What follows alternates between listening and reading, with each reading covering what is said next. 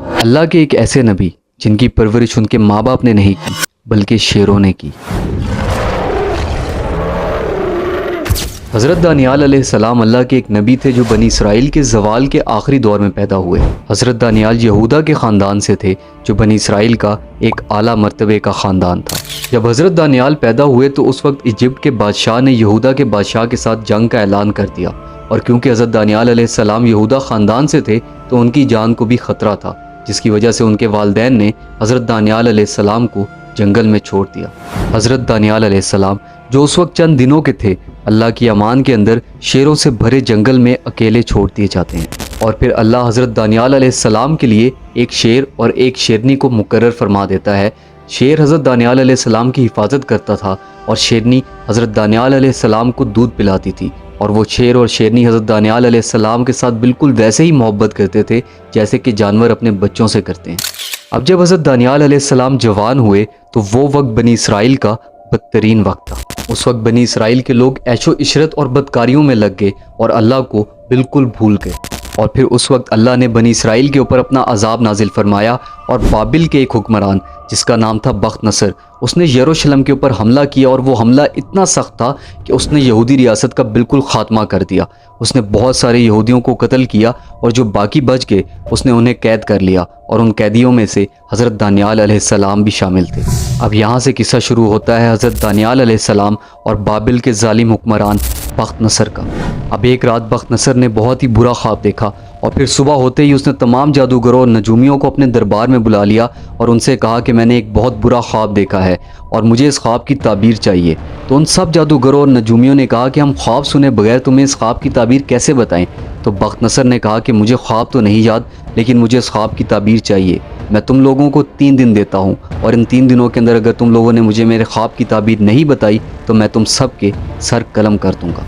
اور اب آہستہ آہستہ یہ بات پورے محل کے اندر پھیلتی گئی، اور کسی طریقے سے حضرت دانیال علیہ السلام تک بھی یہ بات پہنچ گئی۔ تو حضرت دانیال علیہ السلام نے ایک شخص کو جس کا آنا جانا محل کے اندر تھا اس سے کہا کہ کیا تم بخت نصر کو میرا یہ پیغام پہنچا سکتے ہو کہ میں اس کے خواب کے بارے میں بھی جانتا ہوں اور اس کی تعبیر کے بارے میں بھی جانتا ہوں؟ تو اس شخص نے کہا کہ ہاں میں ایسا کر سکتا ہوں، اور پھر اگلے دن اس شخص نے بخت نصر کو جا کر بتایا حضرت دانیال علیہ السلام کے بارے میں کہ ایک شخص ہے جو آپ کے خواب کے بارے میں بھی جانتا ہے اور اس کی تعبیر کے بارے میں بھی جانتا ہے۔ جب بخت نصر نے یہ بات سنی تو اس نے فوراً اپنے سپاہیوں سے کہا کہ اس شخص کو میرے دربار میں پیش کیا جائے۔ اب جب حضرت دانیال علیہ السلام کو بخت نصر کے سامنے پیش کیا گیا تو اس وقت بخت نصر کی حکومت کے اندر یہ روایت تھی کہ جو بھی بخت نصر سے ملنے آتا تھا وہ پہلے اس کو سجدہ کرتا تھا، لیکن حضرت دانیال علیہ السلام نے بخت نصر کو سجدہ نہیں کیا، جس کی وجہ سے اس کو غصہ آ گیا، اور اس نے دربار میں موجود تمام لوگوں سے کہا کہ دربار سے نکل جاؤ، اور دیکھتے ہی دیکھتے دربار بالکل خالی ہو گیا۔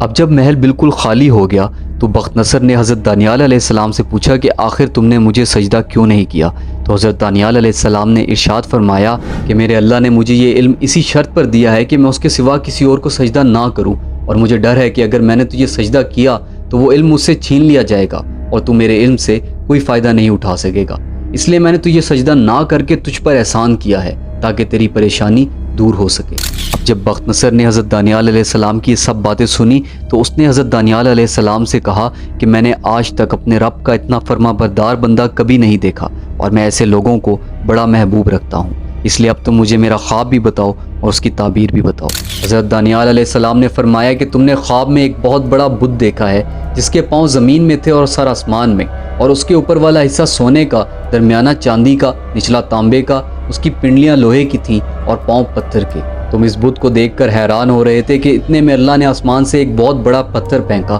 جو اس کے سر پر پڑا اور اسے پیس کر رکھ دیا، اور پھر تم نے دیکھا کہ وہ پتھر بڑا ہوتا گیا اور پھیلتا گیا، اور دیکھتے ہی دیکھتے ساری زمین اس سے بھر گئی۔ اب جب بخت نصر نے اپنا خواب سنا تو وہ حیران رہ گیا اور اس نے کہا کہ ہاں میں نے بالکل یہی خواب دیکھا تھا، اب مجھے جلدی سے اس خواب کی تعبیر بھی بتاؤ۔ حضرت دانیال علیہ السلام نے فرمایا کہ اس بت سے مراد مختلف زمانوں میں مختلف امتیں ہیں، اور سونے سے مراد موجودہ زمانہ ہے جس میں تم رہتے ہو، چاندی سے مراد تمہارا بیٹا ہے جو تمہارے بعد بادشاہ بنے گا، اور تانبے سے مراد روم کی طرف اشارہ ہے، لوہا فارس ہے، اور پتھر سے مراد 2 امتیں ہیں جن کے اوپر 2 عورتیں حکومت کریں گی، اور جو پتھر اس بت کے اوپر پڑا تھا وہ دین الہی ہے جو آخر زمانے میں ظاہر ہوگا۔ اللہ عرب سے ایک نبی بھیجے گا اور اس وقت تمام باقی قوموں کا وہی حشر ہوگا جو اس پتھر نے اس بت کا کیا ہے، وہ دین اس پتھر کی طرح پھیلتا جائے گا اور ساری زمین پر غالب آ جائے گا۔ حضرت دانیال علیہ السلام کی یہ سب باتیں سننے کے بعد بخت نصر نے کہا کہ آج تک کسی شخص کی باتوں نے میرے اوپر اتنا زیادہ اثر نہیں کیا، اور میں سمجھتا ہوں کہ اس دربار کے اندر تم میرے سب سے زیادہ مخلص ہو، اس لیے میں تمہیں اپنے سب سے زیادہ خاص بندوں میں شامل کرتا ہوں۔ اب اس واقعے کے کچھ ہی عرصے کے بعد بخت نصر کو پھر سے پریشان کرنے والے خواب آنے لگے، اور جب ان خوابوں کا ذکر بخت نصر نے حضرت دانیال علیہ السلام سے کیا تو حضرت دانیال علیہ السلام نے فرمایا کہ تیری حکمرانی صرف اسی صورت میں قائم رہ سکتی ہے جب تو اللہ کی حکمرانی کو تسلیم کرے گا۔ حضرت دانیال علیہ السلام نے اسے نصیحت کی کہ صورتحال سے بچنے کے لیے غریب بندوں کی مدد کر، پھر شاید اللہ بھی تجھ پر رحم کرے۔ لہٰذا اس کے بعد بخت نصر نے حضرت دانیال علیہ السلام کی اس نصیحت پر عمل کیا اور اس نے بنی اسرائیل کے لوگوں کی خوب مدد کی، یہاں تک کہ ایک شخص بھی بھوکا نہ رہا، اور اس طرح بخت نصر پر آنے والا عذاب ٹل گیا اور ملک کے اندر امن اور خوشحالی پھیل گئی۔ اب یہاں تک تھا قصہ بخت نصر کا اور حضرت دانیال علیہ السلام کا۔ اب اس کے بعد قصہ شروع ہوگا حضرت دانیال علیہ السلام کا اور بخت نصر کے بیٹے کا۔ 397 BC میں بخت نصر فوت ہو گیا اور اس کے بعد تخت پر اس کا بیٹا بیٹھ گیا جو کہ بہت ہی عیاش اور نالائق بادشاہ تھا۔ اب اس محل کے باقی وزیر جو حضرت دانیال علیہ السلام سے جلتے تھے، انہوں نے بادشاہ کو حضرت دانیال علیہ السلام کے خلاف بھڑکانا شروع کر دیا۔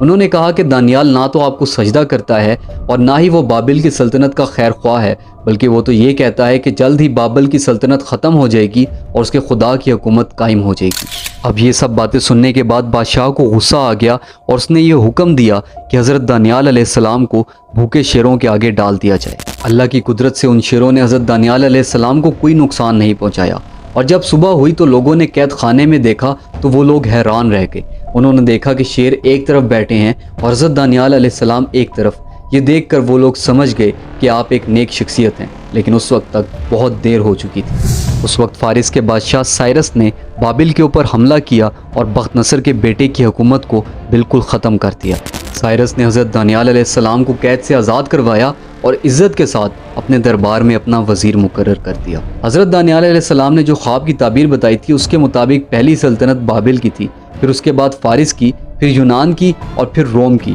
اور اس کے بعد ان سب پر غلبہ حاصل کیا اللہ کے دین نے، یعنی کہ اسلام نے۔ بے شک اللہ کا دین ہر حال کے اندر اس دنیا میں غالب آ کر رہے گا۔ اپنا اور اپنے ایمان کا خیال رکھیے گا۔ فی امان اللہ۔